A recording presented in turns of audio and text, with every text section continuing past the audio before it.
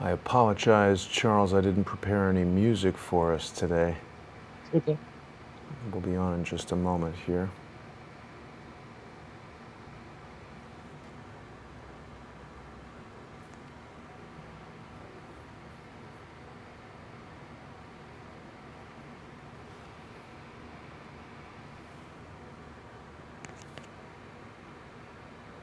Just waiting for all the streams to start.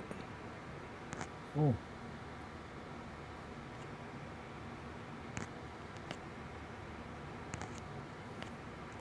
All right, and we are just about there. All right, Charles, welcome to Wednesday, where, of course, Charles Ortel is closing in. How are you, Charles? I'm doing just fine, Jason. How are you? I'm doing well. It's lovely to see you, as always. Remote today.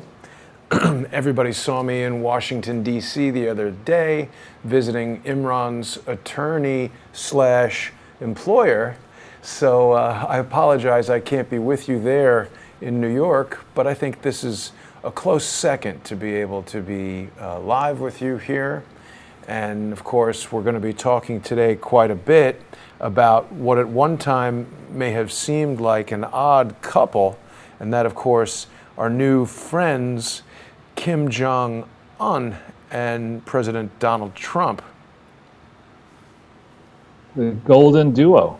The golden duo. I was really impressed and pleased with the results of that historic summit. A lot of people on the what you and I might consider fake news were sort of complaining, saying that this document that they signed didn't really contain any hard details of how they would de-nuke North Korea. But I feel like that's a little bit of an unrealistic expectation after their very first meeting. I think the fact that they're talking and shaking hands and agreeing to move forward is much better than what we've seen in all previous administrations, which have seemed like saber rattling and rhetoric.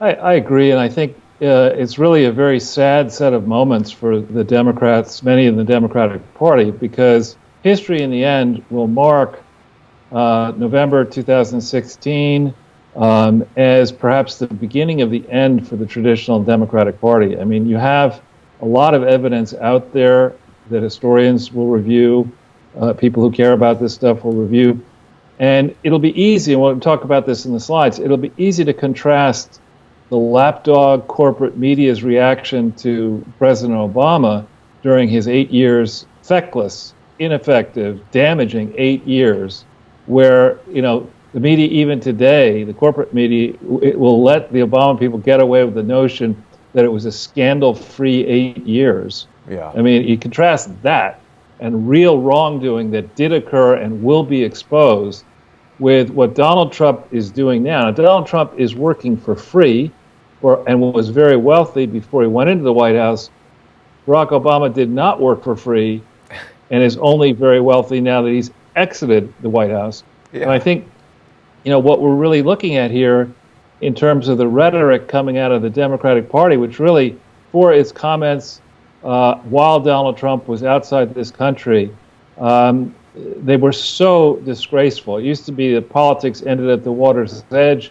Here you have a president flying around the world doing tough work in many places, and everything he says is immediately challenged by people who don't really know actually now what is truly going on, and who pound their chests. And if their politicians are doing this to try to coax more dollars out of the billionaire class that is happy to continue this uniparty debate. Yeah, I was very pleased with the result. I felt quite proud of Donald Trump. I think he did a good job. Everybody who was saying, he's not presidential or this kind of stuff, I thought he did a very good job. I mean, we've heard, of course, Charles, that they say that even meeting with Kim and shaking his hand is on some diplomatic level, giving Kim what he wants. But how can you negotiate anything if they're not willing to meet with the guy and show him the respect of, being a world leader? Well, I'm reminded of an experience I had when I was trying to rescue a company that was had either gone bankrupt or was headed towards bankruptcy. And I successfully got the management team to leave the United States and fly all the way to Saudi Arabia to meet with that dishonorable prince, Prince Walid. Right. And, the team was making a management presentation about how they were going to improve things in the future. And they insisted on having this pompous, I think he was a PhD guy, stand up and explain, the future and the plans that he saw. And the prince took me aside and said, "I need to speak to you in the other room." And he looked at me and said, "Charles, is this the same idiot who managed to get to plan the business so well that it's now in financial distress?" And similarly, these pundits, it's one accurate thing actually that Prince Walid did say that I know of, but the punditry class and the establishment wings of both parties, I would argue, have screwed up the United States position so badly since 1988. They've enriched the donor class, they've enriched donors, they've prolonged, their operation over levers of power. They are the last people, these supposed establishment types in both parties, that we should be listening to now about anything, whether it's foreign policy, domestic policy, what we like at Hollywood, you name it. These people are idiots, proven idiots. And Donald Trump is doing the world a favor, disrupting the lock that establishment elites have on large economies and that corrupt people have on the smaller economies. So he's fighting against major league odds, and we can't forget that the corporate media is part of the problem. Yeah, absolutely. Huge part of the problem. And in fact, I believe Trump said that fake news is the biggest enemy of the people of the United States, and I certainly agree with that. What did you think, Charles, about Dennis Rodman's role or participation in this whole North Korea summit that took place in Singapore?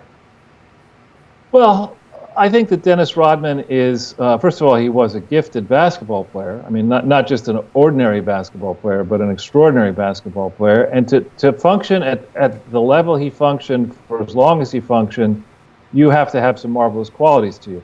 Now, he's certainly a bit of an odd duck. I mean, putting on a combination Make America Great hat, and as you pointed out, this potcoin.com shirt. You want to talk about it as far away from the establishment, here's kind of where you may be.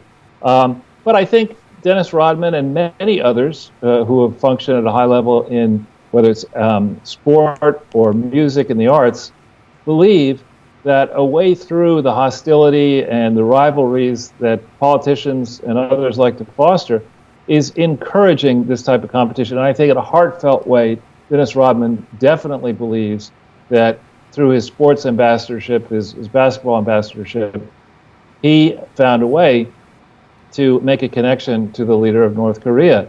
And I found it very interesting. It was obviously an emotional interview he gave to CNN, but which is fine. I think it's great, actually, that it was emotional. But one thing that really stood out to me is that Dennis Rodman, when he took his concerns to President Obama, the Obama administration, they just wouldn't even listen to him, and he was very frustrated by that. And so this whole narrative, I think, is manufactured by elites that Republicans are racist, the Democrats feel for minority people, and Obama had the best interests of minorities and the downtrodden at heart is rubbish.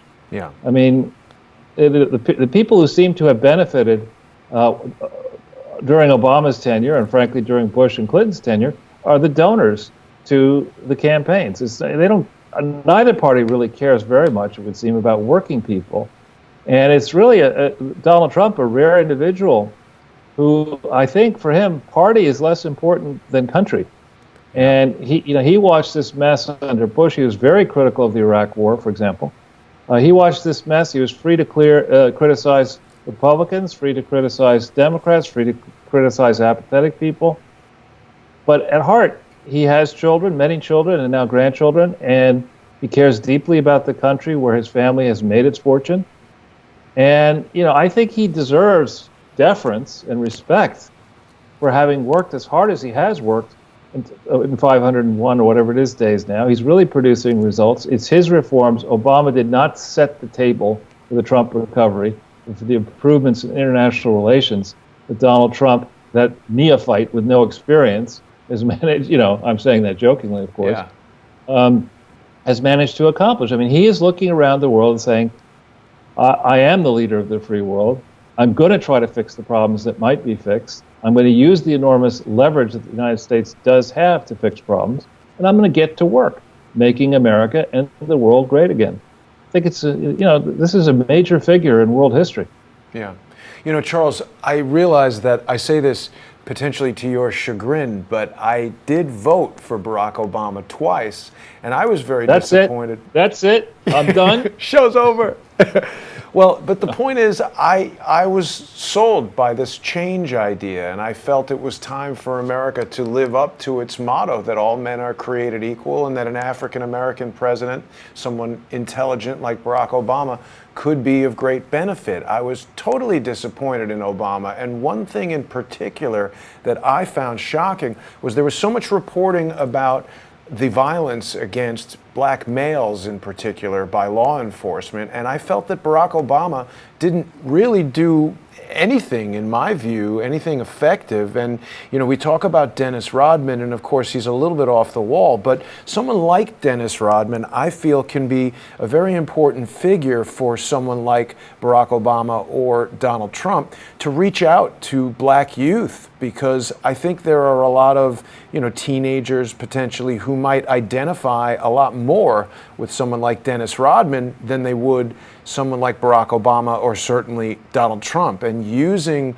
sports stars and actors and music stars and things like that for a positive effect to bring people together and have a conversation, I think is something that Barack Obama missed out on, and I really was pleased. I've been saying for a long time, I'd like to see Dennis Rodman become the U.S. ambassador to North Korea, and although most people think that's crazy and absurd, I think single-handedly Dennis Rodman did a lot more for United States diplomacy in North Korea than so many of his professional diplomatic predecessors. And just to touch on this Potcoin issue for a moment, I don't know much at all about Potcoin. I cannot endorse it. I don't know who has created it, but in my cursory examination of just what it is, I found it kind of interesting. It's a cryptocurrency that's designed to be used for legalized marijuana sales. Of course, we know California, Colorado, Washington, D.C., a number of states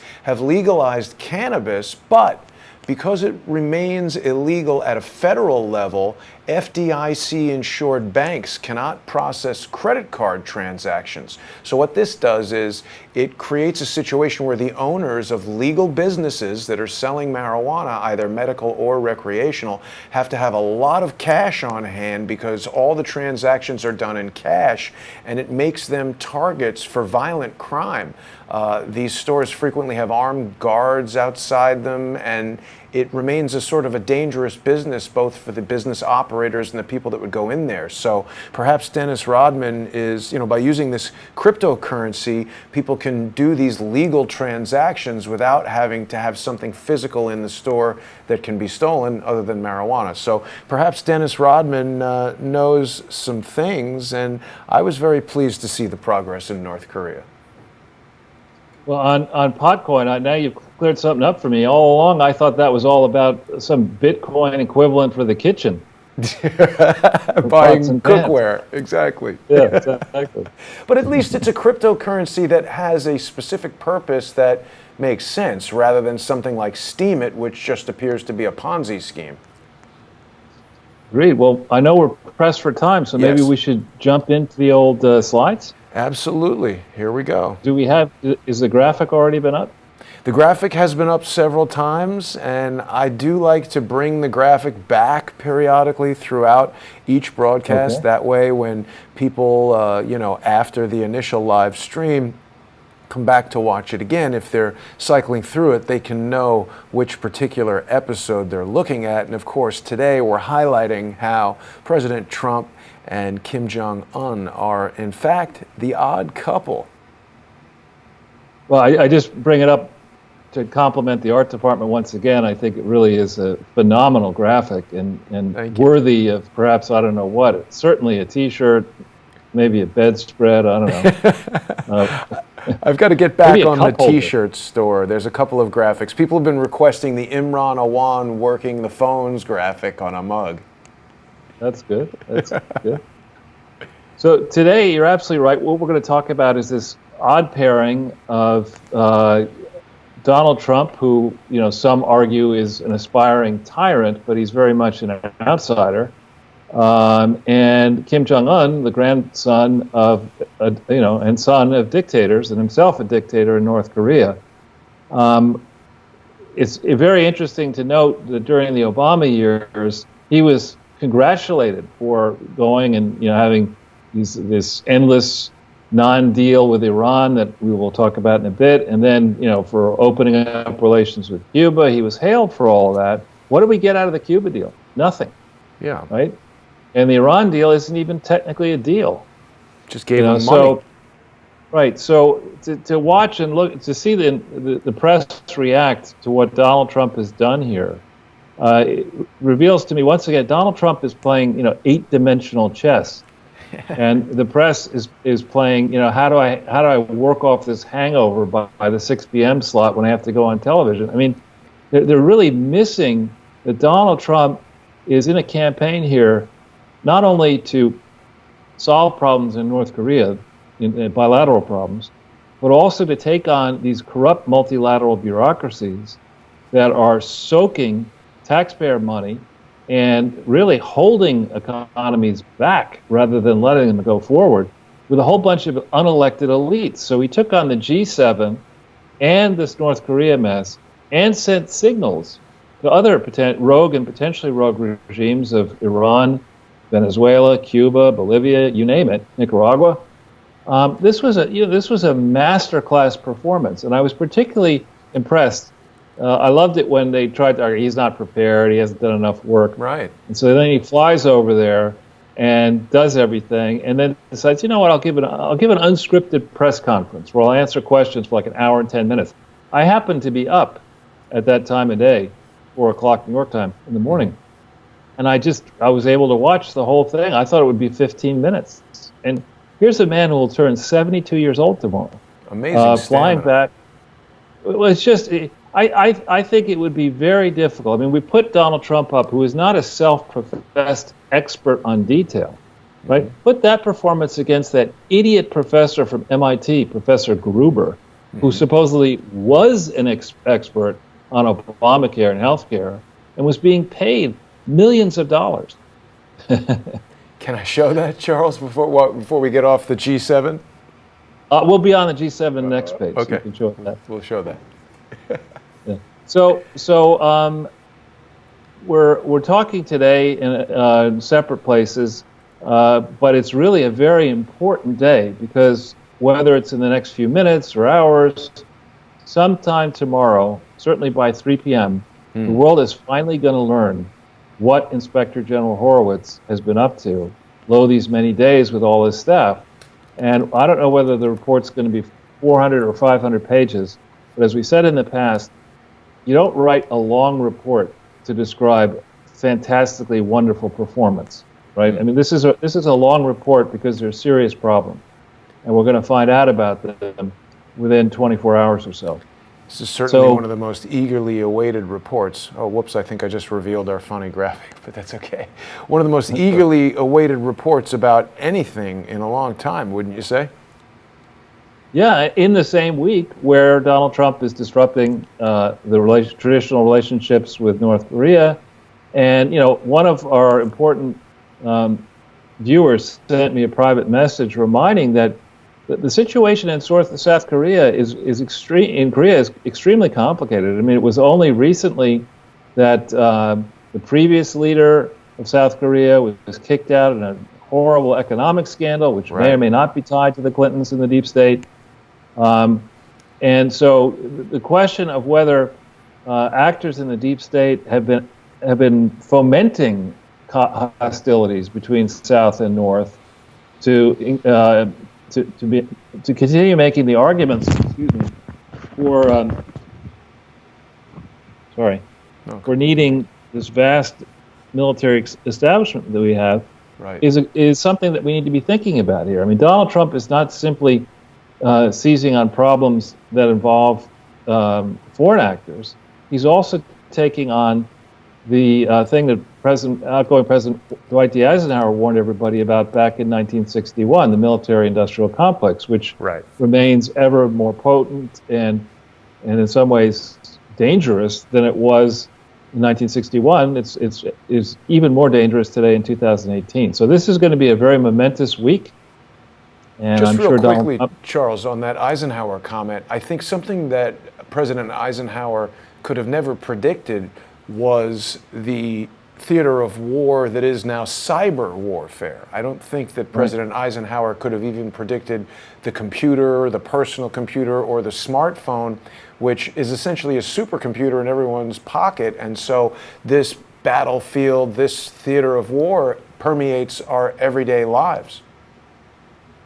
right, and indeed, you know, what I think has been set up here is we have a battle between the discredited and corrupt globalists, you know, who have been, in many ways, monetizing personal data through places like Facebook and Google and Twitter and, frankly, even Skype and Microsoft and other ways, and who love this system of unregulated globalism where they can never be caught out for their crimes. There's no international court with any teeth. The national systems have in the past until recently been in thrall of these corrupt globalists. And now what we see is a rising, growing strong, frankly, of nationalists, not just in the United States, but in many, many countries. Our system is not ready for a global system of governance. What we are ready for is many, many nations, or more than 200 nations, with each nation trying to sell to the world the great strengths that they offer to the world, and to trade with the world, and to make their own people, to look after their own people. We are not ready for some exalted poobah to fly around the world and figure out the problem, fix the problems in every single nation. We just don't have enough commonality, frankly, among peoples, and the distribution of assets and liabilities is so skewed that it would never make sense, for example, for the United States to subjugate itself to a global leader. We're not going to do that. Right. So this is a momentous period, and with that, I wonder if we should just jump into the second slide. Yep. We'll rip through the second slide quickly. Our viewers have come to see this, but when we see the degree to which governments, say in the UK with Tommy Robinson, and now we'll talk about Germany in a bit, when we see the way that foreign governments other than the U.S., and maybe even including the U.S., try to muzzle free expression of thought, that's when you should remember how special America is and why Thomas Jefferson, who people like to make fun of now in the elite campuses, Thomas Jefferson, as I've said before on prior broadcasts, he had been governor of Virginia, he had been vice president and president of the United States, he had been the first, basically, foreign minister of the United States, and on his tombstone he asked for only three things to be put down: that he was the author of the Virginia Statute of Religious Freedom, that he was the author of the Declaration of Independence, and that he was the founder of the University of Virginia. I mean, that's a special human being would say, you know, that's all I really care about. These other political jobs, they really don't matter too much. And when you think about freedom of expression, that is a very, very important right. And we are able to do this, Jason, from America because of Thomas Jefferson's sacrifice, and those are the other founders. And without this freedom of expression, you end up in closed societies like a North Korea, like a China, like other countries, where the people who are sitting there, the very insightful, let's call them the Dennis Rodmans, and also the Albert Einsteins, the unconventional thinkers who see life differently and may be able to improve the lot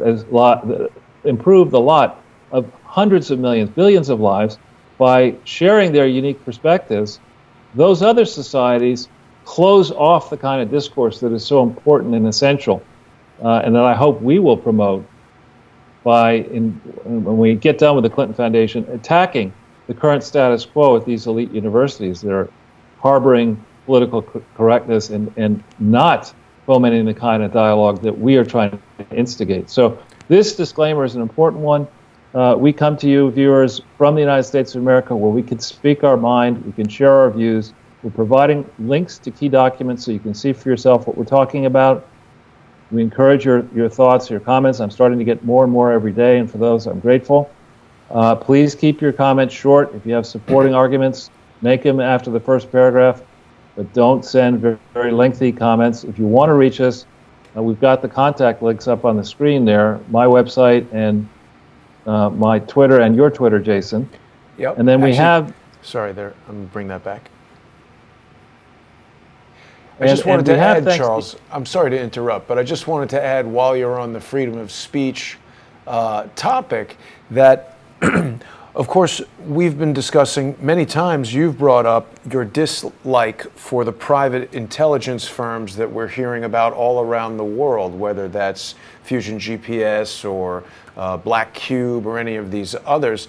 I'm finding that there is a sort of backdoor route to trying to suppress free speech in the United States. And I don't want to use up too much time, but I do want to talk about this because Crowdsource the Truth has been a target of this in a variety of different ways. Now, a lot of people are watching us right now on the Jason Goodman YouTube channel, which is the original Crowdsource the Truth. But the live streams, of course, have been forced to go out on the 21st Century 3D YouTube channel, which is from my previous venture, my 3D stereoscopic production company. Now, this happened because of malicious strikes from, people who are classified as trolls, but I actually believe are a coordinated group that are working to silence us, and they do a variety of things, including striking the channels. Next week, we'll be back on our regular Crowdsource the Truth channel, but in order to keep Crowdsource the Truth going, it's important that we have the financial support of the community, because the channel is not monetized on YouTube or any other platform. People need to support the channel if they want it to stay around by going to patreon.com/crowdsource the truth, or making a one-time sponsorship payment at paypal.me/crowdsource the truth. But Charles, as a bit of an experiment, because so far the financial support for the channel, although has been provided by a number of very generous sponsors, there's still a very serious shortfall month to month in terms of my living expenses, and people have seen me travel to Washington, D.C. and New Zealand and Los Angeles and various places. It gets very expensive. So as an experiment, I tried to enable monetization on the 21st Century 3D channel, because some people would like to use Super Chat or things like that. And you can see here that it's not enabled yet, because the application is in review. And when you click on this Learn More link, YouTube tells you that you need to have an AdSense count and all this stuff is there. And within about a week, they say they'll give you an answer as to whether or not you're allowed to monetize your channel. And it's been more than 2 weeks, and I've heard nothing from YouTube. So we've seen a number of very sort of insidious ways of suppressing the progress of Crowdsource the Truth. And I'm sorry for that lengthy interlude, but I wanted to really bring that to people's attention, because if you're enjoying Crowdsource the Truth, if you like the information that we're bringing to you, it's very important that you sponsor the channel.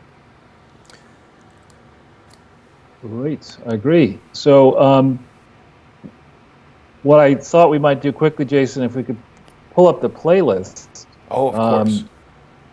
Which now is very extensive. And also dovetails off of exactly what I was saying, because in order to counteract the efforts by those that would suppress the information that we are trying to bring forward, we've created this Sunday with Charles playlist. So all of the, how many videos have we got now, Charles? 81. This is the 82nd video we're doing right now. The prosecutors and investigators and curious individuals around the world who want a central repository for all of the incredible information that Charles has brought forward. You can see it right here in this Sunday with Charles playlist on YouTube. And thank you for that. It's very useful. And we probably need to do a show maybe in early July just summarizing the metrics, because there's really a phenomenal amount of information here in terms of how many people have watched, how long they've watched, where they hail from. These are long videos, and thank you viewers for being patient, but we're trying to expose the largest set of frauds ever attempted in the world. So you think if you're going to do that, you're going to make that allegation, you better flesh it out in detail, and that's what we've been doing. And those are just new to the channel. Just start at the beginning and work your way through, and you'll see what I'm talking about. You'll end up, actually, if you're a serious investigator in a major government that has made contributions to the Clinton Foundation and its allied charities, and you want to get your money back, you'll begin to see the magnitude. You should see the magnitude of the fraud. And if you reach out to me and to Jason, as a number of people have, you'll figure out how it is possible to get your money back. Yeah, and you can reach Charles via Twitter. He is at Charles Ortel. Everybody should be following Charles. You can also get him on charlesortel.com, and these are both great resources for people who want more information about Charles's research. And Charles, there is a link to your email address on charlesortel.com, right? There it is. Yeah, it says contact. It doesn't give the address out, but I think on the top somewhere it says contact, maybe on the top bar. And you can, through the site, you can contact me, and it goes to my email, and then I read the email and decide if I want to respond. I tend to respond to most emails, but when I get a jerk, you get blocked. There are a number of them out there, Charles. It's a problem we all face, of course. But thank you for all that, and back to your presentation, which will, of course, be available in the description for download after we're done with the live stream. Great, and so in the interest of time, I'm not going to suggest that we pull up all the links. I'll go, but I do want to take some of them. This G7, initially when I heard about G7 and then G20 and then these different multilaterals, at a certain point I asked myself, what the heck do we need all these things for? I mean, it's not as if we have an ambassador and a consulate and a lot of people in in just about every single country that matters around the world. Why should we then create yet another way to interact with people through this G7 and then the G20 and then the UN and the Security Council? There's just so many overlapping sets of responsibilities. And I think when those of us, Jason, you and I have a lot of experience in the private sector, and when I think back the degree to which bureaucracies have been pared down, inefficiencies have been cut out of the private sector in the last 30 years, and then contrast that with this multiplicity of organizations that, of course, have to fly their leaders around in expensive, private, gigantic jets, and of course they have to have Major League hospitality, nice hotel suites, and all that other stuff. Donald Trump, I think, is looking at this and saying, I don't need this crap.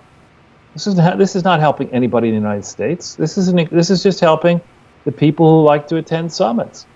And maybe we should have fewer summits, and we'd have a lot more success in solving problems. Right. So, group summits. So I actually think so far Donald Trump has done very well. And if I were somebody who was thinking that they're going to have a long career here in New York City, working at the UN, I would not be so quick to make that assumption. To me, I think the days of the United States, at least under Donald Trump, the days of the United States shouldering a disproportionately high percentage of the cost of these ridiculous, ineffective, in some cases harmful world organizations like the World Health Organization, those days are over. And I think you're going to see more and more heat come on these organizations and more demands from Donald Trump and others to justify the existence of these very expensive multilateral organizations. So I think Donald Trump began his trip out to North Korea with the stop in Quebec, actually doing extremely well. Yeah. And perhaps when they eliminate the G7, some of that G7 budget can go towards the fake eyebrows. Exactly. It's interesting how we picked that up on Sunday, and it's interesting how many in the corporate media actually picked up on making a big deal about it. It's pretty funny. It's got legs. It does. It got brows. It's got brows. But yeah, and you're right. You mentioned Donald Trump. Just actually, as we were putting these slides together, I picked up on the fact that he said it's on Drudge that the #1 enemy of the United States is fake news, which is this is a Drudge top of the page link. And there's I have to say I agree with him. When I think about my interactions with people across the corporate media, and now I've been doing this for over 10 years. So I know a lot of these people around the world. I am mindful of the fact that there's a huge disconnect between underlying reality and what these filtered corporate media types who have to care about advertising dollars and relationships with big companies that typically are their major advertisers, how they cover the news. And we now are in this very dangerous position, frankly, where a high percentage of people who even follow news get them through Facebook and Google, where there's strong bias against the conservative economic policies, and strong bias against Donald Trump, and enormous power concentrated in the owners, the multi-billionaires of Google, Facebook, Twitter, etc. So I think Donald Trump is right to point this out, but I really wish he would go further in encouraging Congress to hold hearings about the potential anti-competitive nature of these internet giants, these tech giants. I mean, on a day today when AT&T is one authority to acquire Time Warner, I think we would be correct to ask ourselves, how comfortable are we that the people at Google, the people to pick on Facebook and Twitter, how comfortable are we that those people are going to be effective and neutral stewards of the valuable information that we provide for free into social media and into our search results? So, I see you have up this thing about Norway. At the same time where Donald Trump is being criticized by everybody in the G6, other than with the exception of Italy, and to a lesser extent possibly Japan. Now we learn that's a country that will never be in any of these big organizations because it's too small. Norway wants us to send more troops to defend them. Against and Russia. Norway has been against Russia. Yeah, I mean Norway has been. First of all, their economy is hardly a green economy. Their economy is, basically monetizing their stores of fossil fuels and to a lesser extent geothermal energy. So it's a very rich country, if not one of the richest in the world. They are all in for globalism. They are major league, continuing, unrepentant benefactors to the corrupt Clinton Foundation. And they have some nerve suggesting to the United States that we ought to, do more to defend them until they fess up to their role in promoting unregulated, corrupt globalism around the world. Now, this is Norway is, I think, in the eye of the spear here, and so it's interesting that they would feel they're in a position where they could, they're not really making demands, but in treaties, let's say, to the United States, they want our money and they want our military support, but they want to do everything they can to undermine this president. That'll be a fun discussion. Won't be any eyebrows left for that leader. Right. And so, the next link that we have up there is a hilarious article, it's an internet blog post comparing the fawning media under Obama, their treatment of this Iran rape, I would argue, and pillage of the United States, with what Trump has tried to accomplish on Korea. And I love, the idea that to this day, John Kerry is probably right now manning the phones, the bat phones, trying to make sure that he keeps his Iran deal resurrected one way or another through the intercession of his pals in France and elsewhere across Europe.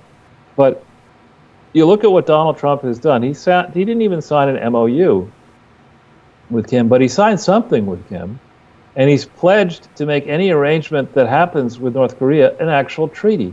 In contrast, even today, We, the public, do not know the full details of whatever deal Donald Trump and that idiot John Kerry signed. No, with Barack Obama.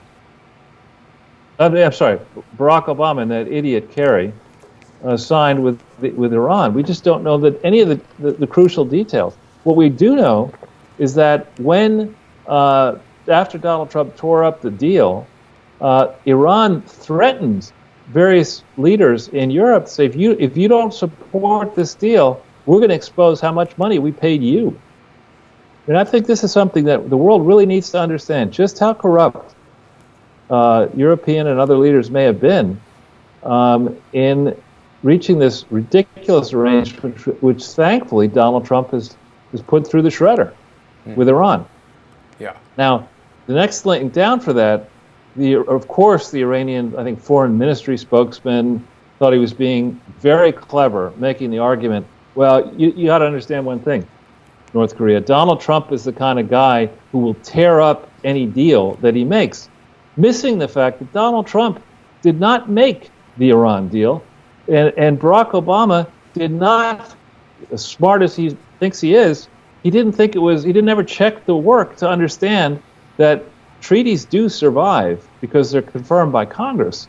But, one-off deals done by a president without any scrutiny do not necessarily survive. So if Barack Obama had been confident that the Iran deal, John Kerry, that it truly had been a win-win, it would have been confirmed as a treaty. But instead, he knew that it was a disaster. It would never get through the Senate. So they tried this side deal with Iran. Barack Obama did, that is, and Donald Trump rightly, and we don't have to worry about Iranian law, even if there is any, under U.S. law. What Donald Trump did was absolutely lawful, while what Barack Obama did, I don't think was lawful. And that's why Donald Trump tore it up. And now there's going to be a reckoning just exactly what and who crafted this so-called deal with Iran. So I think what's going on here is a lot of people around the world. It's one thing to talk about what you might do. I would do this, I would have done that. But we're watching a real leader step into some big-ass shoes and take out a large bat and go around the world. On the one hand, here's my bat, and I know how to use it. And on the other hand, have I mentioned that I'm extremely rich and my country's very powerful? And if you get on the right side, and come back to earth, the United States can be your best friend. After all, we were at war with Germany twice. We were at war with Japan once. And we are, perhaps our closest, in theory, large economy allies are Germany and Japan. And may I remind you, Mr. North Korea leader and Mr. Leader in Iran, that we flattened Germany. We flattened Japan. And after we got done winning the war, in the case of World War II, with exceptional assistance from Russia, then the Soviet Union, we opened up our checkbooks, having lost a lot of blood in both wars. We opened up our checkbook and we rebuilt. We created the conditions wherein Angela Merkel, who grew up, by the way, in East Germany, not in West Germany, and Mr. Abe and others in Japan, we created the conditions. Our ancestors created the conditions that made it possible for Germany and Japan to be the powerhouses they are today. Of course, helped by the many able people in both those respective countries. If we can do that, after World War II, think of what we could accomplish if we changed the direction, changed the trajectory of North Korea, Iran, Venezuela, and other trouble spots. And we're not in a shooting war with Russia, but the same set of principles applies. We are a powerful force. We are a gigantic economy. If you want, as we talked about last Sunday, if you're in business and you want to be a global business, you have to be president of the United States of America. And if you trade with Iran, you're not going to do business in the United States of America. Good luck with that approach. Now, Charles, has there ever been a more historic photograph? You talk about photos telling 1,000 words. This one is it, I would say, wouldn't you? No photo expert, but it's certainly a good one. It's certainly a great photo. And so another thing to point out here, if we go to all right, so yeah, that's the Iran thing. That's that people in Iran, one must remember, Iran was run as a secular government under the Shah for decades. Now, nothing was perfect about nothing's perfect about any government, right? All humans, each human has faults, and you put groups of humans together, you're going to get lots of faults. But it's worthwhile noting that Iran has an ancient history and a long and deep and vibrant culture that has been locked down under these thugs, the mullahs. And if the people of Iran understood just how corrupt Iran is under these supposed religious figures, how much money they're skimming off of every export sale of their natural resources and other things, I think the people of Iran would rise up and get rid of the mullahs. Now, Charles, the United States. I wonder if our viewers are aware that Iran has female morality police. I certainly didn't know that before right now. Yeah, the mind numbs, right? Yeah. But so I think the situation in Iran. I wrote when I was writing for the Washington Times. I wrote a piece about Neda, that young lady who, in the 2009 protest period, was so viciously, no good way to be assassinated, but so violently killed. And that was at a moment where Barack Obama, was very quick to intervene and make his preferences known as president with respect to the Israeli elections, the Kenyan elections, you name it. He was happy to talk about Brexit and this and that. But one thing he didn't stand up for is the people of Iran in 2009. I think Donald Trump is quite prepared to do that. I think Donald Trump and people in his administration are quite prepared to accept the outcome of a legitimate election that removes the mullahs from power. And I think, the people of Iran, I hope, are watching very carefully and are encouraged by what they see in Donald Trump. Now then, one thing that's really amazing when we think about the recent adventure in Korea, please remember that Donald Trump and Rex Tillerson and now Mike Pompeo made the call that they were not going to fill all these positions in the State Department. They're going to keep a lean and mean approach. And, I think it's very nice that Sarah Huckabee Sanders reached out to Dennis Rodman. I think it must be very difficult to do the work that she and Donald Trump and others do in the White House. There's so many people feel they have a right to speak to the president and weigh in on this and that. And I think it was very elegant, frankly, of Sarah Huckabee Sanders to reach out to Rodman in the way that she did. Yeah, I hadn't seen that, so it's a nice thing. Yeah. So then there's a story about China there that I would like to bring up if possible. Sure. And this, I haven't verified this yet, but Gateway Pundit is pretty reliable. And although they misspelled huge, left out the Y. Yeah, true. That's true. So here, the thing that's interesting is China's been chattering up a storm, and as we observed last Sunday, China's economy, I think, is actually in serious trouble right now, because the dollar is strong. The condition of our economy is improving, and as the dollar strengthens, as interest rates in the U.S. rise, that creates difficulties for borrowers that are not of the same credit standing, which is most borrowers, as the United States.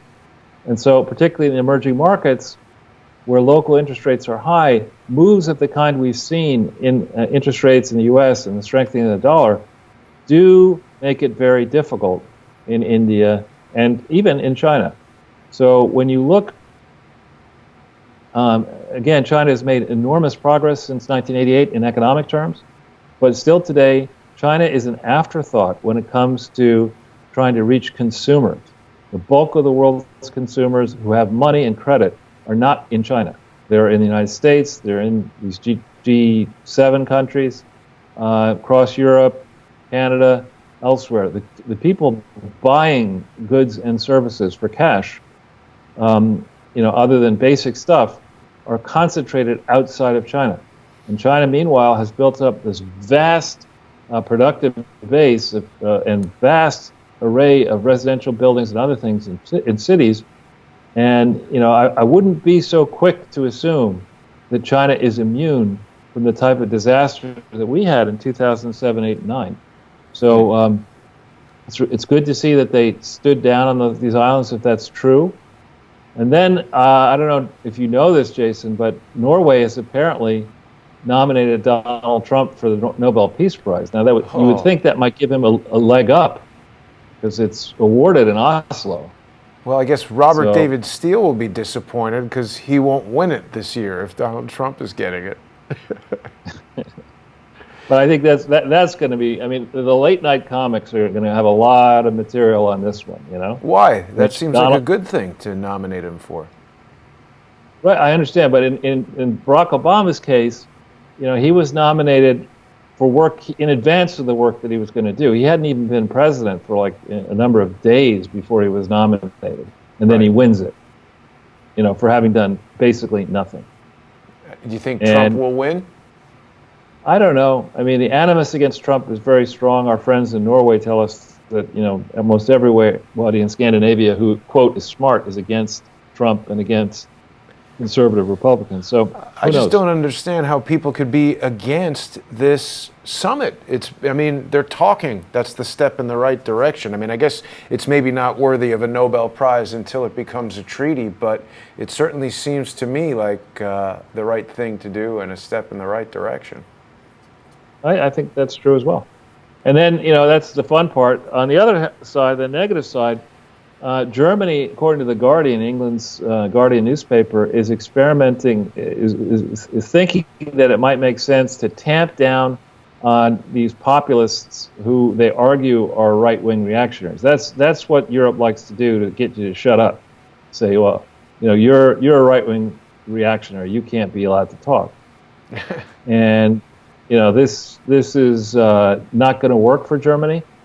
I think it's interesting to see that that Italy and now Austria are beginning to see, and Hungary, of course, has seen for a while, the dangers of allowing massive numbers of men without their wives, who may not be married, who don't have children, to come into these countries without being vetted properly, knowing full well that it is an avowed aim of radical Islam to infiltrate these countries and do what is happening in places like Sweden. We've heard from our friend Biljana, and we see evidence that Sweden is a mess. And portions of these countries that have welcomed these gigantic flows of migrants without checking out who they really were have been suffering immensely. So we're watching that carefully. And then, there's a story here that you've got up here. The numbers that Trump is putting up on the board, and again, it's now beginning to take effect because he's been around for 500 plus days. We'll see how he does in this by-election in 2018, I think he's going to strengthen his position, but each day, the contrast between, we know what's best for you, Obama, and we're going to regulate your life out of existence, and we're going to bury you with an enemy, and we're going to give these no-bid contracts to our friends. That way of doing business, in contrast to the Trump way of doing business, bringing tax rates down, lowering unemployment, in particular for women and minorities, both African American and Hispanic. I mean, this is having major league impact. The number of people on food stamps declining because they're finding work, and we'll see how this happens. I remember when the know-it-alls and frankly, I've met him. I'm not bragging or anything. I did not enjoy meeting Larry Summers. He's a pompous fool. I mean, he was saying that we would have to satisfy ourselves for the rest of eternity with a 2% growth rate. That's going to be pretty good, he argued. Well, I don't think that's the case at all. I think, if you subject yourselves to these unregulated globalists, you may have to accept 2%, not under Trump. So if we move to the meat of the presentation here, I'm bringing this up again because since the last time you and I, Jason, talked about John Glasgow, I've done even more work on it. Oh, great. And it's very important for the crowd, if you have the time, to dig in, Google, read these links. We will begin to understand, I think, a lot better why Rod Rosenstein and Bob Mueller and James Comey have been doing what they've been doing for so long. We hear from Catherine Herridge's reporting recently that Rosenstein in January threatened the oversight people who were looking to get information about, what truly happened with the FISA warrant and all that other stuff. And Rosenstein had the gall to threaten Congress. I mean, who the hell does this guy think he is? He works for the people. It's crazy. And I have grave doubts about him, his background, his wife's background. I don't think this man has ever been vetted properly. I also wonder why Jeff Sessions still has a job in the Trump administration. I do not get it. Yeah. And to see why I'm so adamant on it, you've got to go back in to this early period with the Clinton Foundation that we've talked about before, but I want to just quickly go through it and remind people what I'm talking about. Rod Rosenstein, between 2001 and 2005, was the person in the Justice Department who had responsibility for deciding which he had, I think, prosecutorial discretion to say this tax fraud we're going to prosecute, this one we're not going to. Bob Mueller was head of the FBI, top dog investigating. Comey was at first leading the prosecution, a potential prosecution of the Clinton Foundation, and then he held Rod Rosenstein's current job as Deputy Attorney General. And these bunglers, to put it charitably, could not see obvious Clinton Foundation frauds during 2001 to 2005 when this file that we're linking to up here on the screen gives you a lot of details about what people saw and missed. Key, as we've explained in the past, is that in this third dump that's up there, for the first time we learned that Hillary Clinton was a target of the original Clinton Foundation fraud investigation that began in February of 2001.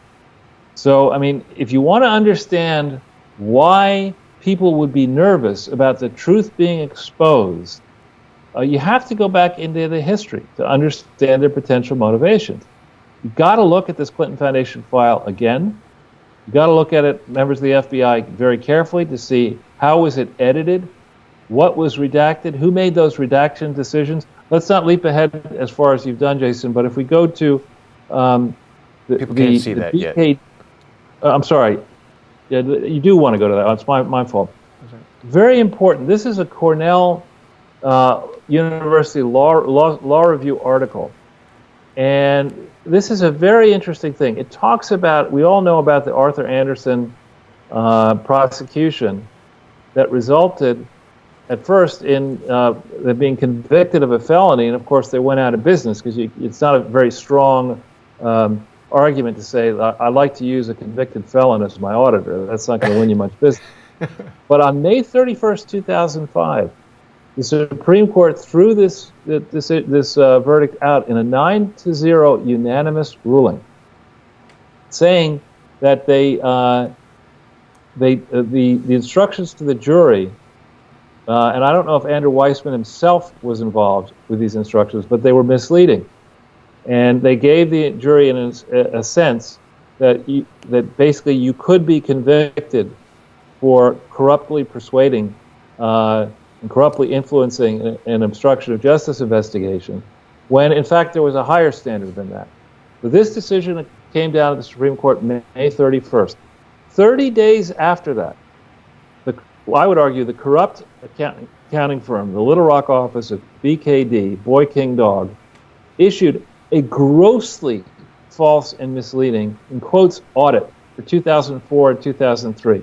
30 days after that Supreme Court decision, perhaps secure in the knowledge that they could get away with doing this and they wouldn't be tagged for corrupt persuasion, maybe. But that audit, we're about to show it to you, but if you try to see this audit that was issued on June 30th, 2005, if you go to the Clinton Foundation website, you'll find it's not on. This audit is not on the Clinton Foundation website for 2004. Indeed, nor are the audits for 3, 2, and 1, which we've found elsewhere. But we have found, for some time, we've known about the 2004 audit, and this 2004 audit shows to me and other people who understand accounting and finance that the Clinton Foundation was cooking its books. Okay, this is what you find on the Clinton Foundation site if you go to it. But if you go to, there'll be no audit for 2004 on the site. But if you go to the next link down, this one? The Google Drive link, while Glasgow was CFO, that one. Here's the audit, okay? Now stop at the first page, Jason, if you would. You notice the name of the entity being audited is what, Jason? It's William J. Clinton Presidential Foundation. It's missing the. Right, well, it's also got a comma Inc. in its name, yes. Which is not its real name. So this is not the proper name of the entity. If you go 2 pages after this, you'll see the letter, and that it's dated June 30th, 2005. So 30 days after the Supreme Court decision, okay? And we've been over before that the set of accounting techniques used by this BKD firm are explicitly not allowed. So this is a fake audit, right? You're not allowed to do what they did, but they did it, and of course that's why they want to hide it. So if you go to the next page, Jason, hashtag fake audit. Right, here's the balance sheet, right? The supposed balance sheet. And if you look from 2003 to 2004, the biggest asset is property. And you see it goes from 71.7 up to 114 and change million, okay? The amount of alleged capital expenditures that are on the books there did not happen. We know this from extensive work that we're going to reveal in coming weeks, but I can just tell you, these are fake numbers. They did not happen. They're invented numbers. And when we've talked in the past about how fraud happens with construction, but if you want to basically launder money, and you've got a crooked accounting firm, and you've got crooked, politically connected crony trustees, what you do is you just say that you spent an extra $40 million. You find a firm that is willing to say, oh yeah, you did pay us $40 million, when the Clinton Foundation in no way paid that firm $40 million. And then the crooked firm, or people in the crooked firm, and the crooked Clinton Foundation, and various people involved, split the money up. Okay? So the reason that John Glasgow, a reason that he likely went missing, is he was an honest man. We know this from other reporting. He was not going to go along with the scheme. He was not the leader of the contracting firm. He was the chief financial officer. But this Clinton Foundation was the biggest and most high prestige project of the firm where John Glasgow worked, CDI Contractors. And he would certainly, if there was a billing dispute, he would certainly have been involved in discussions between CDI and the Clinton Foundation and anybody else who had questions over what was going on here. Now, shame on Bob Mueller, and shame on James Comey, and shame on Rod Rosenstein for not digging deeply enough into the Clinton Foundation frauds, which escalated precisely at this moment when the building was finished. Now, those of you in the audience who have experience with construction, I have some experience personally and then business, but when you put up a project, once as it's coming towards the end, that's when the disputes start. That's when, the client typically is saying, no, I really don't want to pay you this extra final bill here. It's way too large. Why are you billing me for all these change orders at the very end? I never authorized. So you have a back and forth, right? This building was finished on November 18th, 2004, according to the Clinton Foundation. It got a final certificate of occupancy, according to Little Rock, who I have contacted, in October of 2005. So just this period here is very pregnant, very important period, 2004 and 5. And I can tell you categorically that on June 30th, 2005, BKD and the trustees of the Clinton Foundation cooked the books of the Clinton Foundation. They inflated the costs by tens of millions of dollars. They did not spend the amount of money they claimed they spent. And they created this fake set of books and records. And they thought they were going to pass it off and nobody would find out nobody would be the wiser. So it wasn't enough for them to do it once. They then had to do it again. In the second link that you previously had, is a link, not to that, the link to the that one, yeah.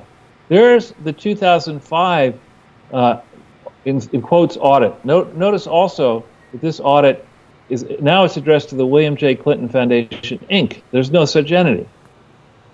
There's no entity, legal entity they that lost says William presidential. Well, the presidential is fine, but it should have. No, they took it out. Well, they changed the name from the William J. Clinton Presidential Foundation on April 28, 2005, to the William J. Clinton Foundation with no Inc. Got it. Okay, and for accountants, notice these things. You don't put you put the right name of the company up there. Right. And this isn't the right name. Yeah. So if we look on the next page, this body of work came together on June 9th, 2006. You see right there the date. They cooked the books again. This was a more elaborate cooking of the books. And I say that as somebody who understands how to go through financial statements. You and the FBI, your forensic accountants, if you can't see this fraud, I'd be amazed. They adjusted, they invented accounts for activity prior to December 31st, 2003. They recognized that the Clinton Foundation, you only see this if you tease it out. They try to obstruct your understanding in these documents. You have to analyze it for yourself. But when you do the kind of work that I've done, you see they admit that they were engaged in activities, most likely HIV/AIDS activities, prior to December 31st, 2003, when they had no legal authority to do that. And these activities were not small. They lie about when they took out massive $28.5 million loans. In the previous hidden audit, they admit that they took those loans out only in 2004. But in this fake audit, they claim that they took them out in 2003, which is not the case. And that allows you to launder $28.5 million by making that adjustment. So you can go on. There are a lot of technical reasons here, but the simple takeaway is that the errors that are obvious in these two documents, the missing audit that we found and the one on the Clinton Foundation website, these audits, these errors would have been noticed by John Glasgow.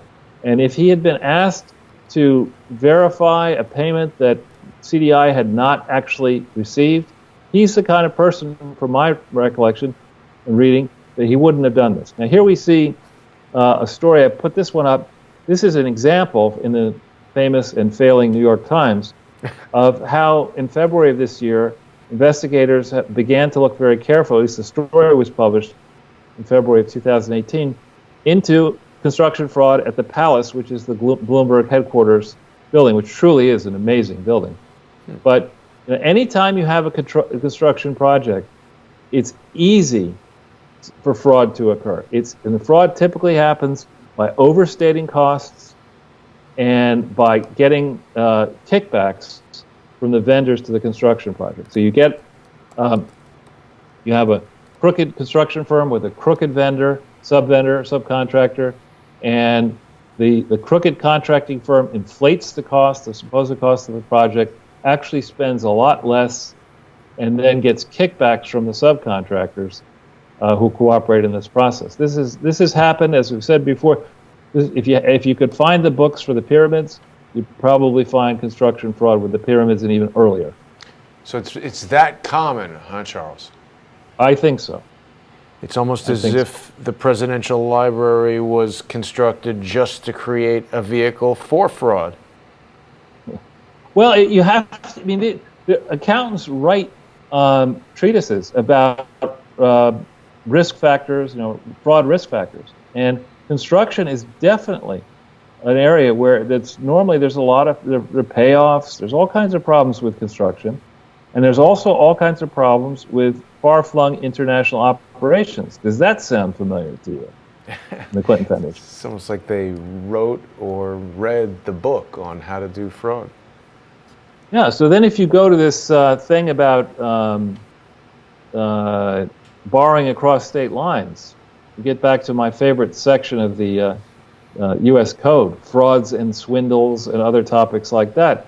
I mean, all of the stuff that was going on, I think, with cooking the books in 2004, 5, 6, and afterwards was going on while the Clinton Foundation, its trustees, executives, and agents were soliciting across state lines, using its contributions across state lines, using the mail, using electronic media, using phones, and in person.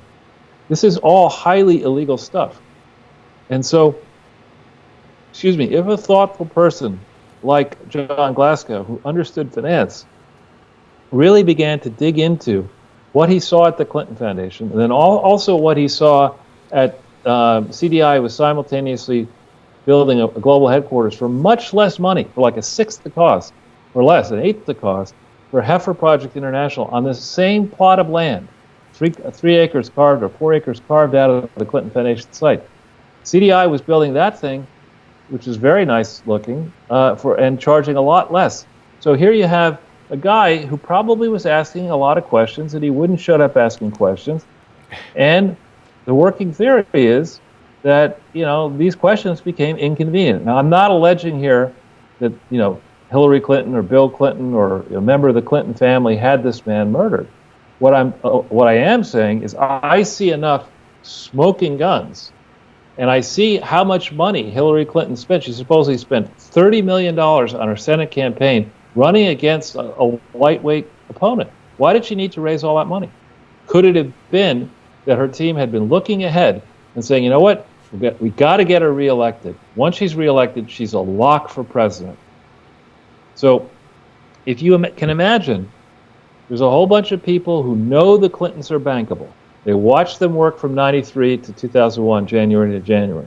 They know how the Clintons are willing to trade money for favors, back and forth. They've seen that. Now you've got a bankable horse. You've got a bankable winner. You've got a George W. Bush who's screwed everything up, so it's unlikely a Republican's going to win. The smart money's on Hillary. And you got this pesky accountant who will not stop asking questions about the Clinton Foundation, just at the same time that Ira Magaziner's mess in Boston and internationally is coming under scrutiny of the Massachusetts state regulator, who shut that thing down in theory, or revoke its authorization to operate on March 31st, 2008. So you got a lot of incoming time bombs hitting the Clinton candidacy, and you got this pesky accountant asking questions. Is it any surprise that he might have disappeared on January 28th, 2008? Because the last thing Hillary Clinton would have needed, on top of the Magaziner mess, was credible people coming forward and saying, look, this Clinton Foundation, it's not an example that we should praise.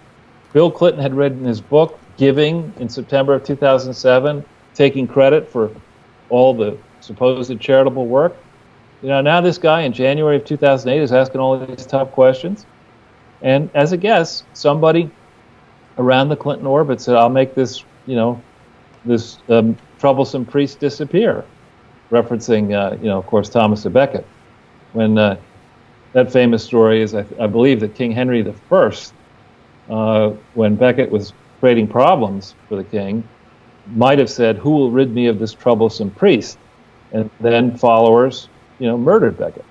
And something like that, it would seem to me, is a working theory that I'd like to have some serious investigators, not compromised, not connected to the Arkansas superstructure or the Uniparty superstructure. I'd like to have that fellow who's going to testify in Congress, Mr. Giacalone, people like him, the line agents, or the line agents, the good men and women in the FBI, they need to go back over this ground, because I see enough smoking guns here. There certainly is a fraud here, financial fraud, and that we would also have an unsolved death, still unsolved today, 10 years later, cries out for scrutiny.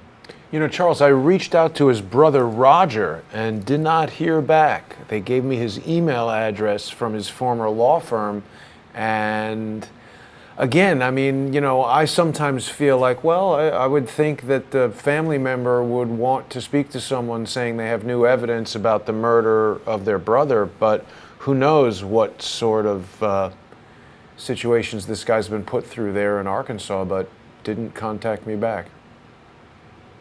Well, we're going to keep pushing on it. and I've been made aware of an organization in Philadelphia that likes to tackle these unsolved cases. By the way, this isn't, this John Glasgow matter was covered in, television special format several different times. So, there is already acknowledged interest in solving this case.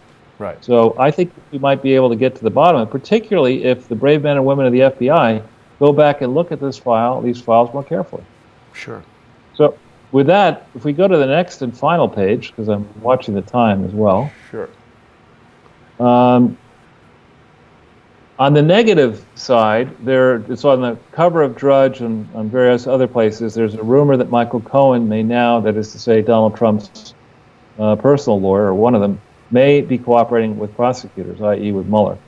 So they're splashing that all over the press. I don't know if that's really true.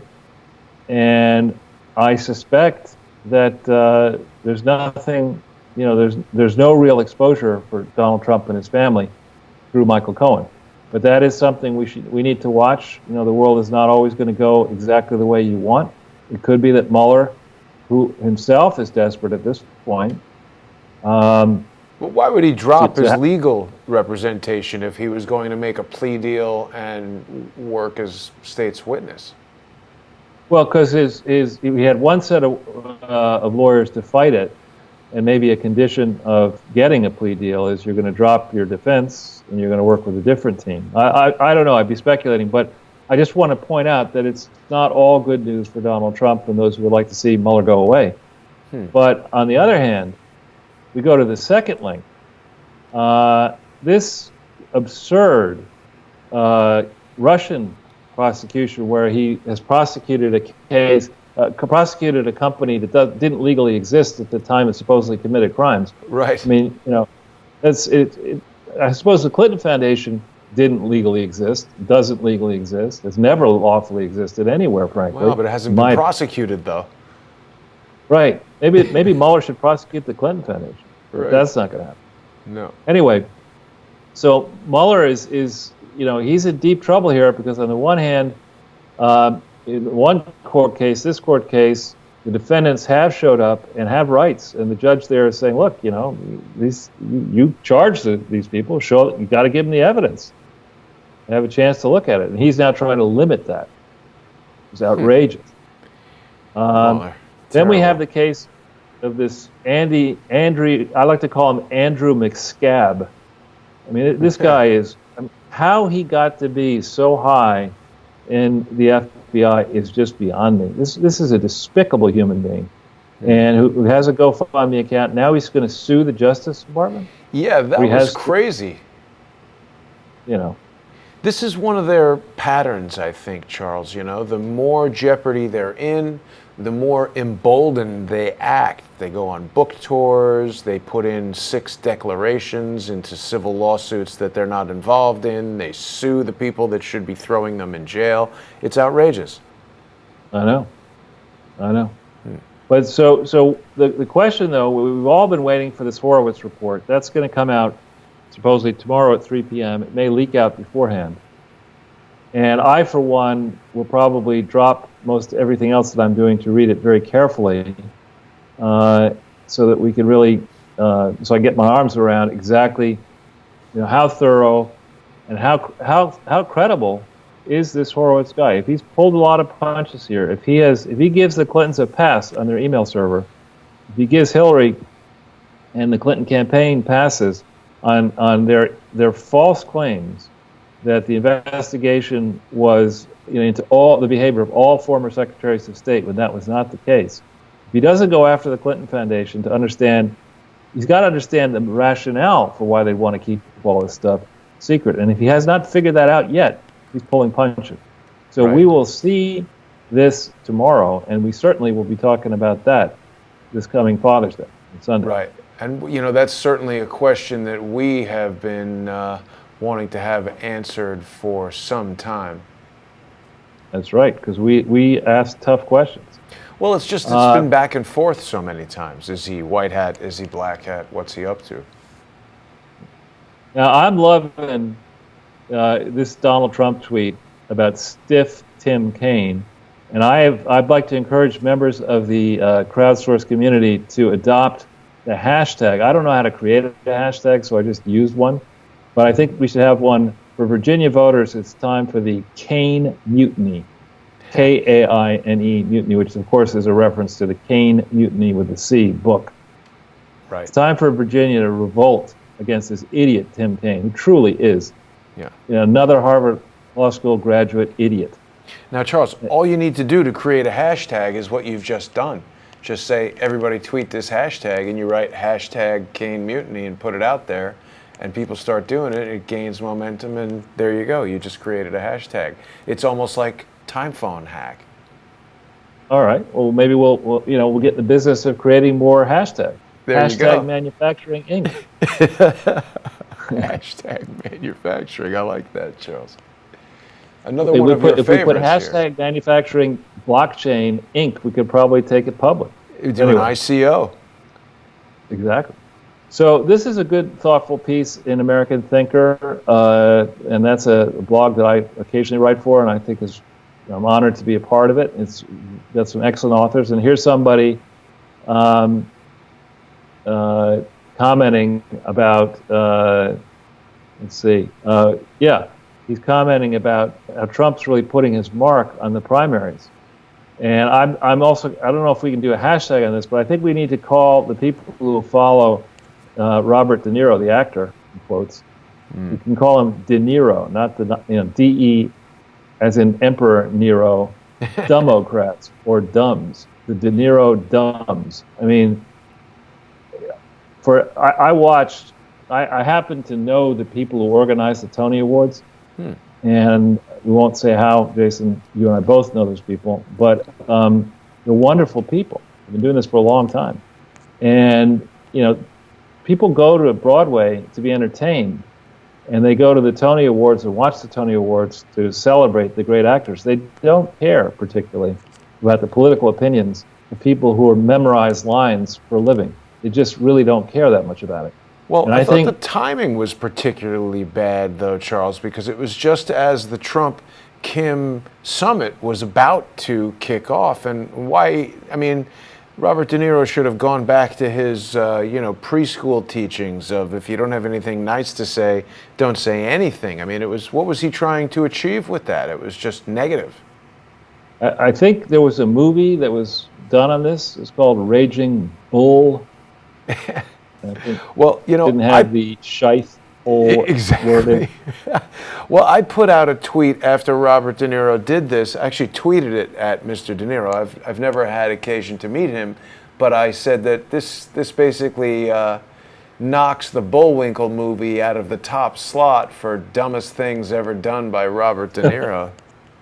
Was he in Bullwinkle? He was. He played the fearless leader, the guy who, tells Boris and Natasha what to do. So perhaps he should be investigated for Russian collusion. I think that's in the whole story all along. Exactly. But, that was a terrible film and a good example that Robert De Niro is not always knowing what he's doing. He's not infallible. Not infallible. So he's not like the Pope. He's not infallible. So another piece here in National Review is really right up our alley. Jason, you and I have been starting to talk about the degree to which the elite, endowed, not-for-profit educational institutions are actually fleecing students and their parents. And they're all about today fancy life living for the professors, the associate professors, and I think the fees that are charged by these institutions are indefensibly high. The quality of intellectual discourse coming out of these universities is indefensibly low and increasingly monosyllabic. Single approach to life, one size fits all. These are not great American values. When you start, selling propaganda in supposed universities at high cost to young people, you're really doing horrible things. And so what about the college professors that are going to Antifa rallies and hitting people on the head with bicycle locks? No, it's ridiculous. That's absurd. If anything, in a university, there should be no if you're going to be intolerant of anything, you should be intolerant of violent protests. Those are things that you should not allow on your campus. Definitely. And the last thing you want to have is an authority figure, promoting violence. For thinking in a different way. So it would appear that Jared Kushner now has his security clearance, as does Ivanka, and the Trump administration is wasting no time positioning itself to head back out to the Middle East and keep up the big momentum. Saudi Arabia is going hard against Iran, in particular in Yemen, and we're beginning to make progress, I think, in many different places. I sent, but didn't put it up here, that an amazing development. I think it's Muqtada bin Sadr, I think is the guy's name, in Iraq, who used to be a pro-Iran leader and vehemently anti-West leader, is actually now making moves to encourage Iraqi Jews to return to Iraq and to be welcomed, not so he can kill them, so he can welcome them. I mean, that's amazing if that's really true. Yeah. So I think by doing things differently but intelligently, Donald Trump and his team so far seem to be making great strides. Now, will they have setbacks? Of course they will. Now I have to.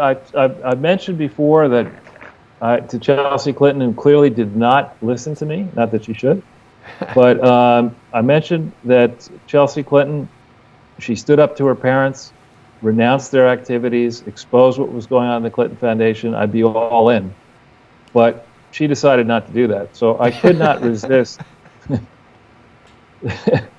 Somebody's making fun of her. Yeah, she's got some on her face. That she looks like Howdy Doody. And, the vicious things that have been said about Donald Trump's appearance, including Kathy Griffin carrying his bloody, severed head with a knife.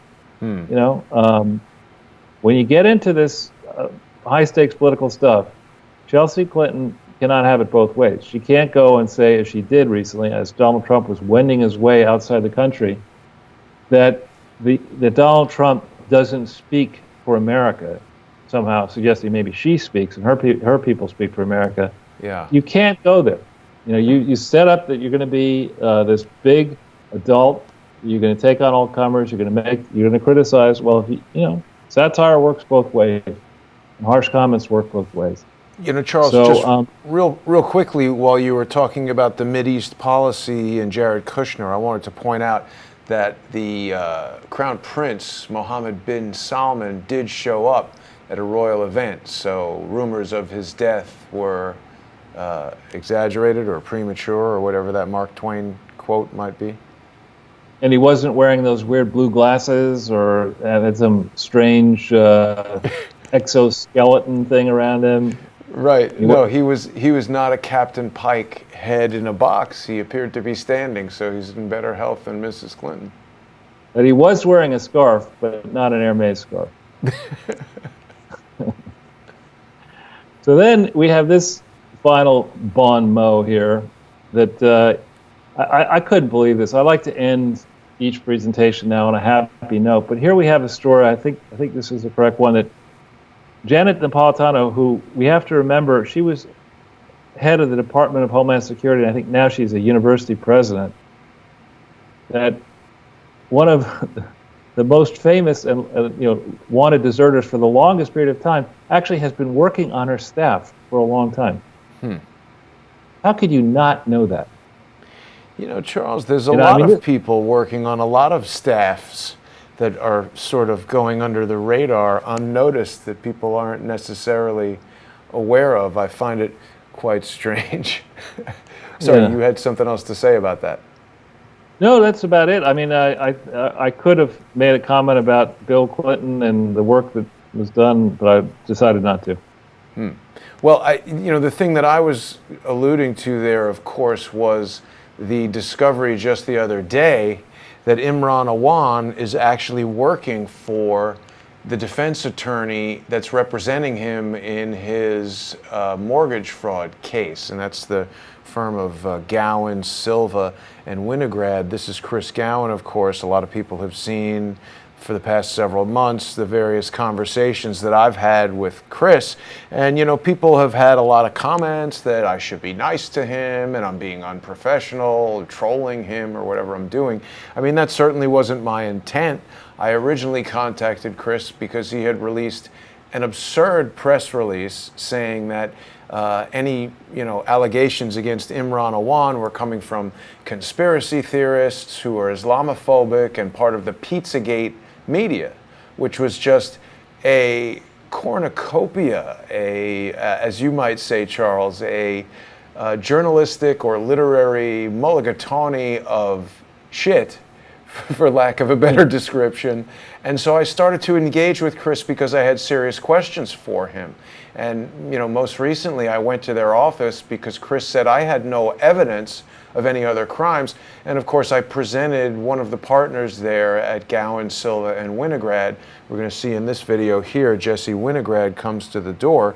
I presented them with the evidence that we found at 4809 Sprayer Street, which indicated that Imran had a high-speed internet account there that seems to have been feeding data to a secretive server, one of the most popular items in 2017 and prior, a secret server that could have been warehousing stolen congressional data.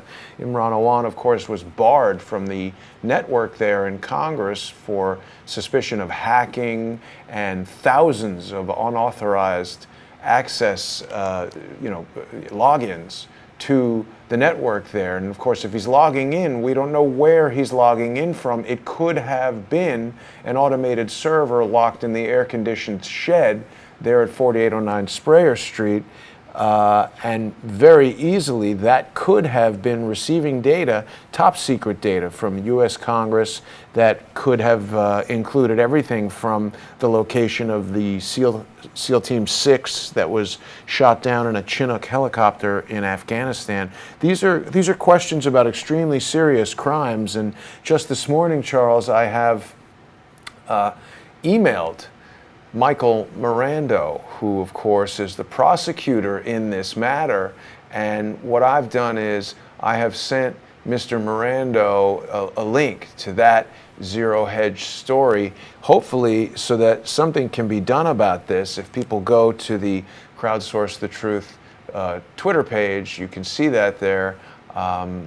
I just had it a moment ago. There's the link. I like using this photograph of Imran Awan working the phones at, it used to be Gowan, Rhodes, Winograd, and Silva, but coincidentally, Charles, Mark Rhodes left the firm at a time that does seem to coincide pretty precisely with the time that Imran Awan became a client. Now, I spoke to Mark Rhodes the other day, and he would not go on record as to confirming or denying that these two events were at all related. But when I checked the Internet Archive, the Wayback Machine, the Gowan, Rhodes, Winograd, and Silva website became Gowan, Silva, and Winograd in about February, which does coincide quite closely with the time frame in which Imran Awan would have become a client. So I thought Mr. Mirando might find that extremely interesting. And of course, we all remember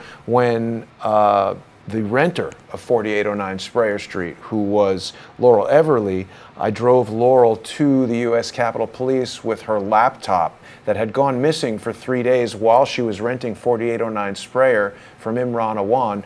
Imran, as the landlord, would come and go as he pleased. He had the keys and would be there as often as 2 to 3 times per week, maybe checking on a server that could have been in the shed, maybe just to harass Laurel and her daughter. But Laurel's laptop went missing for 3 or more days, and she had no idea where it was. It showed up just sitting on her bed days later and started emailing people that she didn't know it was emailing, and friends of hers alerted her that she seemed to be hacked. So we brought that laptop to the U.S. Capitol Police, submitted it as evidence, and they promptly gave it to Gowan, Silva, and Winograd. Now, Thomas Paine, who's a friend of this show and a former law enforcement officer, said on the broadcast that the only way that could have happened is if someone on the defense team at Gowan, Silva, and Winograd would have intervened with the U.S. Capitol Police. And in the various conversations I've had with Chris Gowan, both on the streets of Washington, D.C. and on the telephone, Chris has acknowledged that he's a regular viewer of Crowdsource the Truth. So I want to encourage Chris and the other regular viewers out there to become sponsors. Monthly sponsorship is always appreciated, even $1 or $5 a month. You can go to patreon.com/crowdsource the truth. Or you can make a one-time sponsorship payment at paypal.me/crowdsource the truth. And I would encourage Chris and the other partners at Gowan, Silva, and Winograd to sponsor the channel so they can keep a regular flow of information about when our evidence is going to the Capitol Police, and they can maybe, if this is what happened, intervene. Now, the real question I have, Charles, is, and I've asked this of Michael Miranda, hopefully he can look into this, how long has Imran worked there? And was he working there when that evidence arrived? Did the law firm intervene? And did the defendant in this case have hands and eyes on the evidence before the prosecutor? What are the implications of all this? There's a plea hearing scheduled for July 3rd, and Chris Gowan keeps rescheduling these hearings, much to my chagrin, because Amtrak has changed their policy, and each time they change the hearing, I'm losing $50. But perhaps that's Chris Gowan's strategy to drain me $50 at a time. What do you think of all that, Charles? Well, I think the Awan case, which you were early on, is one that cries out both for an investigation, a real investigation, of what the hell was going on, what the hell was happening, with so many members, Democratic members of Congress, signing up this man and members of his family to get positions where they would have had access to, sensitive, maybe even classified information without checking into their backgrounds. I mean, they're trying to defend the lack of closer scrutiny under a theory that they wouldn't do it because they didn't want to be Islamophobic. I mean, that's ridiculous. Are you going to tell me that we really can't attack ISIS because that would be Islamophobic? Come on.